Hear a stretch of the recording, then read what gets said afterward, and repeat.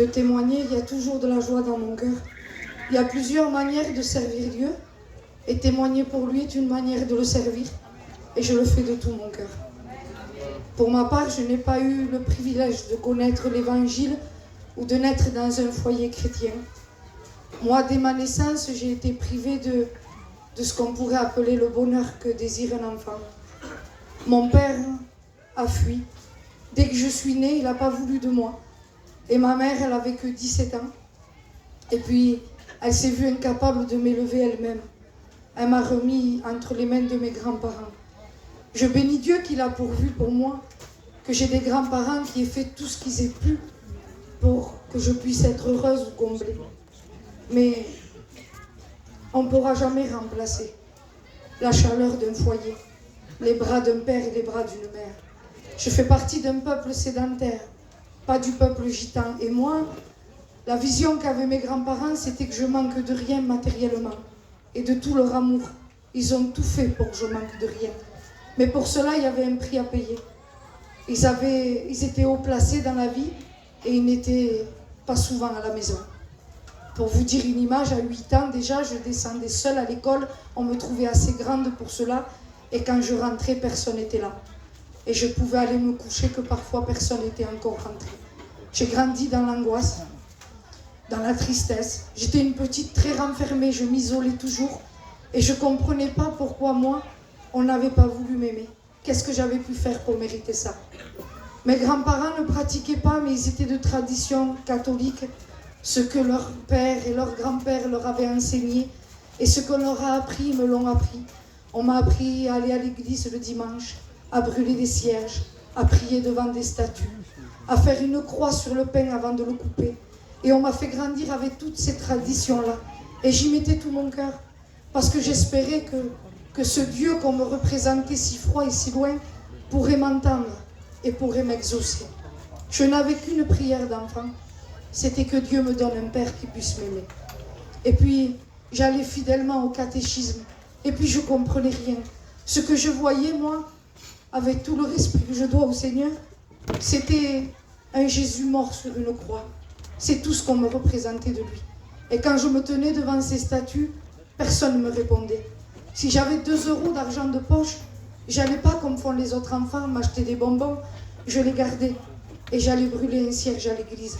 Même là, je croyais que pour que ma prière soit entendue, il fallait payer. Et puis, on m'a fait grandir dans la religion et la religion m'a détruite de l'intérieur. Vers 8 ans et demi, j'ai passé une épreuve qui m'est personnelle, où j'ai été brisée, comme un enfant ne mérite pas d'être brisé. Et c'est là que j'ai commencé à prier dans le secret de ma chambre, parce qu'attendre le dimanche, c'était trop long. J'avais déjà envie de mourir à l'âge de 8 ans et demi. Et tous les soirs, je me mettais devant ma fenêtre et je regardais vers le ciel. Et je disais, je ne sais pas si tu existes, Seigneur, mais si tu es vivant, fais une seule chose pour moi. Envoie-moi un père qui puisse m'aimer. Et j'ai grandi de cette manière. C'est vers l'âge de 14 ans qu'un après-midi, tranquillement, avec ma meilleure amie, une meilleure amie que je considérais comme toute ma famille, tout ce que j'avais de plus cher. C'était comme une sœur, parce qu'elle me comprenait, elle m'écoutait, et elle me donnait l'amour que j'avais besoin de ressentir. Elle était toute ma famille. Et puis on était en train de parler. Et puis tout à coup, on s'est posé des questions que jamais on s'était posées. Est-ce qu'après la mort, il y a quelque chose? Est-ce que le ciel existe? Est-ce que l'enfer existe? Et si on meurt, où c'est qu'on allait aller? Et alors qu'on était encore en train de parler, un homme s'est mis à la fenêtre d'un immeuble, pas loin de chez moi, a pris un fusil, a tiré une balle, et elle se l'est pris en plein cœur. Elle s'est effondrée, sous mes yeux. En 10 secondes, sa vie s'est arrêtée. Et les dernières paroles qu'elle a prononcées, c'est « Virginie, je t'en supplie, sauve-moi ». Et quand elle est tombée, je me suis effondrée avec elle, parce que je l'aimais juste plus que tout. Mais mon amour n'a pas pu suffire pour la sauver et pour la retenir. Elle m'aimait, mais elle m'a abandonnée. Et ses paroles m'ont hantée, jour et nuit. Sauve-moi, sauve-moi. Je voulais mourir, je ne sortais plus de chez moi. Je m'étais isolée et je m'étais perdue vers des gens qui m'avaient conduit, vers des voyants, vers des médiums, qui se prétendaient pouvoir communiquer avec l'au-delà. Mais j'ai eu peur, parce que j'ai senti que la vérité ne se trouvait pas là. Et je bénis Dieu. Je bénis Dieu parce qu'un jour, Dieu a envoyé vers moi un foyer chrétien de votre peuple, d'un peuple gitan. Ce peuple qu'on m'avait appris à craindre. On m'avait dit, fais attention à eux. Ils volent, ils mentent. Et c'est sans juger, mais j'ai grandi de cette manière. Mais Dieu a choisi un foyer qui faisait parmi de votre peuple pour venir jusqu'à moi, pour m'apporter la vérité. Ils m'ont invité à une réunion. Ils n'ont pas regardé que je n'étais pas de leur tradition, de leur coutume. Ils ont entendu parler de ma misère et ils sont venus m'inviter à une réunion. C'était l'église de Montebello. J'avais 14 ans. Je rentre là pour la première fois. Je connais personne et je suis surprise quand je rentre. Vous savez, quand vous êtes né catholique, quand vous rentrez dans une église, vous cherchez les statues, vous cherchez le Christ sur la croix, vous cherchez les cierges. Et là, quand je suis rentrée, il n'y avait rien. Une croix en bois au fond de la salle. Mais il y avait quelque chose que je n'avais jamais trouvé ailleurs. C'était la présence de Dieu dans ce lieu. Quand je suis rentrée, je voyais que les chrétiens qui étaient là, ils rayonnaient. Ils avaient la joie, ils avaient la paix. Et je me suis sentie bien. Je ne me suis pas sentie au milieu d'un peuple qui n'était pas le mien. Je me suis sentie à ma place. Et je me suis assise et j'écoutais l'évangile de tout mon cœur.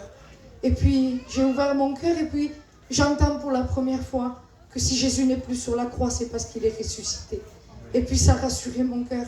Il était vivant, certainement qu'il pourrait m'aider. Et puis, le serviteur qui prêchait s'est arrêté et a dit, le Saint-Esprit révèle à mon cœur qu'il y a une jeune fille dans cette salle, que depuis qu'elle est toute petite, elle réclame à Dieu dans le secret de sa chambre, un père pour l'aimer. Et Dieu te dit aujourd'hui qu'il veut devenir ce père pour ta vie. Et ça a bouleversé mon intérieur.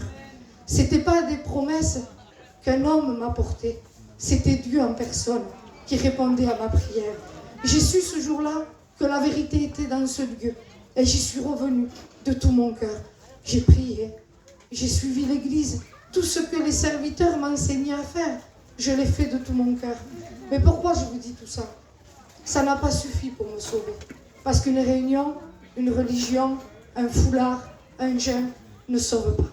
J'ai fait tout ce qu'il m'était demandé de faire, mais quand le Saint-Esprit parlait à mon cœur, au plus profond de mon intérieur, ce que le pasteur ne pouvait pas connaître, Dieu me disait, la haine qu'il y a en toi, donne-moi-la. Et laisse-moi mettre en toi le pardon. Et cette haine, je ne voulais pas l'abandonner.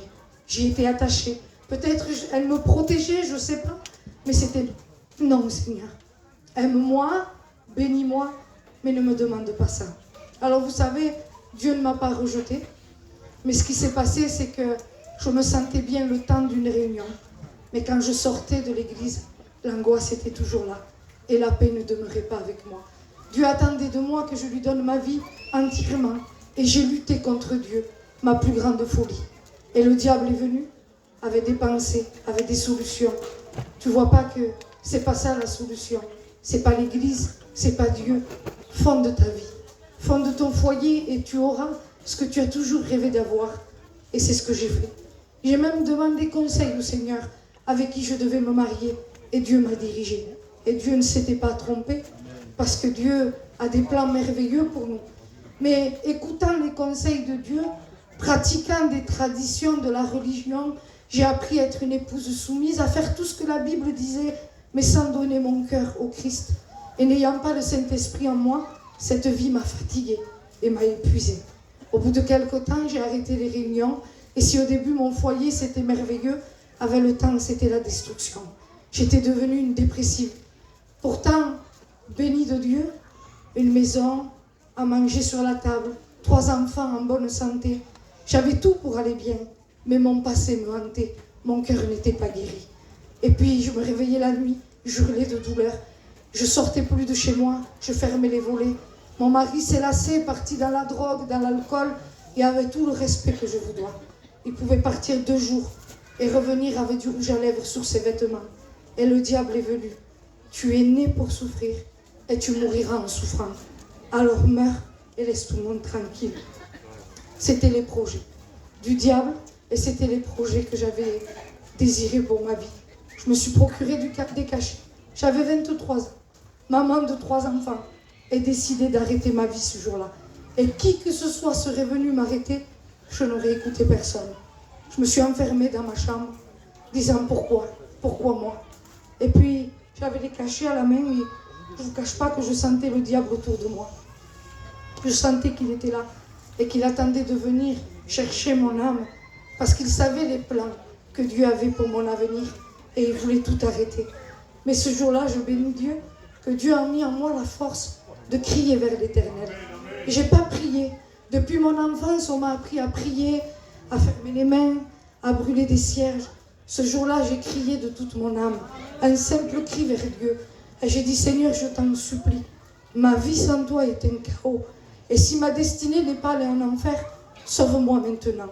Moi qui jugeais mon père, moi qui jugeais ma mère, si tu ne viens pas me secourir, je vais abandonner mes enfants moi aussi. Et je ne vaux pas mieux que les autres. Et dans ce simple cri, je n'ai pas vu un ange qui est descendu du ciel. Ne vous attendez pas à voir quelque chose de surnaturel. Recevoir Dieu, c'est à l'intérieur. Mais à l'intérieur, il y a eu un bouleversement.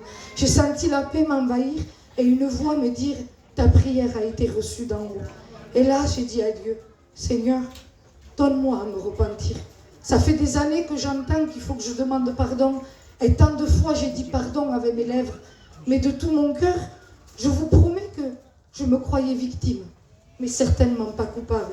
Les coupables de ma détresse, c'était ceux qui m'avaient brisé. C'était mon mari infidèle. C'était mes parents qui m'avaient abandonné. C'était la personne qui m'avait brisé à 8 ans et demi. Mais c'était pas moi. Mais là, quand j'ai dit de tout mon cœur, Seigneur, convainc-moi de mes péchés, ma misère a défilé. Et j'ai senti toute la misère et la saleté de mon âme. Et j'ai pu demander pardon à Dieu de tout mon cœur. C'était pas des lèvres, c'était pas des mots. J'ai dit, Seigneur, je te demande pardon. Et maintenant, Seigneur, je te donne toute ma vie. Pas seulement ma souffrance, mais ma haine. Je ne sais pas comment je pardonnerai, ça t'appartient. Mon cœur est à toi aujourd'hui. Et ce jour-là, à 23 ans, ma vie a changé, complètement changé. Je me suis relevée de cette prière, guérie, comblée, aimée, véritablement aimée. Je n'avais plus besoin de l'amour d'un père, j'avais un véritable père dans les cieux, un père au cœur d'une mère qui m'a tout appris. Aujourd'hui, ça va faire 20 ans que je lui appartiens. 20 ans que j'ai pu traverser des épreuves, des difficultés, des trahisons, des persécutions. Mais il ne m'a jamais abandonnée. Je suis fière d'être la fille du Très-Haut et jamais je ne regretterai de lui avoir confié ma vie. Pendant quelques mois encore, mon mari faisait sa vie, mais ce n'était plus mon affaire, c'était l'affaire de Dieu. Tous les soirs, je fléchissais les genoux et je remerciais Dieu pour la vie qu'il m'avait donnée, cette nouvelle vie. Vous savez, le lendemain matin, je m'étais réveillée, j'ouvrais les volets et pour la première fois de ma vie, je remerciais Dieu pour le soleil qui se levait. J'avais jamais réalisé que la création de Dieu était parfaite et merveilleuse, parce qu'à cause de ma souffrance, je ne voyais rien. Mais ce jour-là, je remerciais Dieu pour tout. Un pain sur la table, le souffle de vie que mes enfants avaient, la santé, pour tout ce que Dieu me prêtait. Et depuis ce jour, je le sers de tout mon cœur. Ma joie aujourd'hui, c'est pas que mon mari est un serviteur de Dieu, même si c'est un cadeau. Vous savez, le diable n'avait pas misé sur moi, ni ma famille. J'ai été rejetée. Et aujourd'hui même que je vous témoigne, ma famille me déteste pour ce témoignage que je vous donne. Mais ce témoignage n'est pas à moi, il est à Dieu. Et c'est à lui que je dois tout. Mais toute la joie de mon cœur, c'est pas aller dans les pays pour servir Dieu. Vous savez, quand vous croyez que vous allez mourir et aller en enfer, et que 20 ans plus tard, Dieu vous dit avec sa grâce, et tu témoigneras pour moi, ma fille. C'est un cadeau. C'est une valeur qu'il me donne que je ne mérite pas. Mais mon plus grand des cadeaux, c'est pas ça. C'est qu'il m'a donné le salut. Et que quand mes yeux se fermeront sur la terre, j'irai avec lui dans le ciel pour l'éternité. Alors je voudrais dire à une femme, une fille, une jeune fille dans la souffrance, le bonheur s'appelle Jésus et il est pour toi aujourd'hui. Que Dieu vous bénisse.